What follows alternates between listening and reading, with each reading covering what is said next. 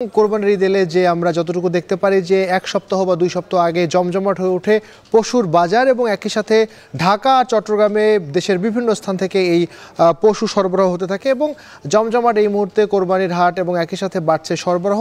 এই বিষয়ে আমরা বিস্তারিত জানতে চাই এবং সেটি জানার জন্য এই মুহূর্তে গাজীপুর থেকে যুক্ত হচ্ছেন সহকর্মী ইফতেখার রায়হান। ইফতেখার, গাজীপুরে এই মুহূর্তে আপনি পশুর হাট কেমন দেখছেন, সরবরাহ কেমন রয়েছে এবং ক্রেতা বিক্রেতারা দাম দস্তু নিয়ে তাদের কোনো বক্তব্য আছে কিনা বিস্তারিত বলবেন।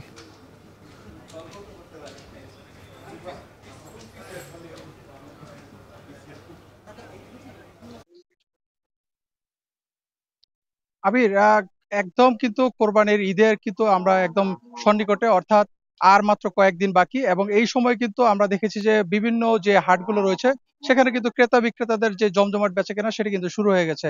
এবং আজকে আমি যে হাটটিতে এসেছি এবং এটি হচ্ছে গাজীপুরের কাপাসিয়ার আমরাই পশুর হাট। এবং এটি কিন্তু সপ্তাহের প্রতি মঙ্গলবার বসে এবং ঈদের আগে কিন্তু আজকে কিন্তু শেষ হাট।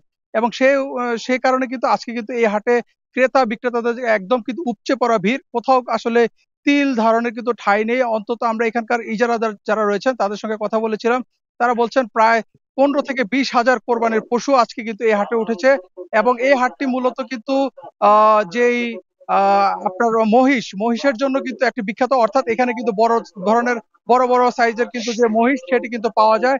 এর পাশাপাশি দেশের বিভিন্ন প্রান্ত থেকে, সীমান্তবর্তী জেলাগুলো সহ বিভিন্ন প্রান্ত থেকে কিন্তু এই হাটে কোরবানির পশু নিয়ে আসেন পাইকারি ব্যাপারীরা। এবং সেটি কিন্তু যারা ঢাকায় কিংবা গাজীপুর সহ আশপাশের যারা বাজারগুলো রয়েছেন হাটের, তা সেসব হাটের যারা ক্রেতা রয়েছেন অর্থাৎ পাইকারি ক্রেতা, তারা কিন্তু এই হাট থেকে ব্যাপারীদের কাছ থেকে কোরবানির পশুগুলো কিনে নিয়ে যান। এবং এই হাটে কিন্তু আজকে আমরা ইজারাদারদের সাথে কথা বলেছি, তারা মূলত জানিয়েছেন আজকের যে এই বাজারে তারা 1 কোটি টাকার ইজারা আদায়ের লক্ষ্যমাত্রা নির্ধারণ করে কিন্তু তারা ব্যবসা পরিচালনা করছেন। এবং তারা বলছেন যে আজকের এই বাজারে অন্তত 50 কোটি টাকার বেচাকেনা হবে বলে তারা প্রত্যাশা করছেন।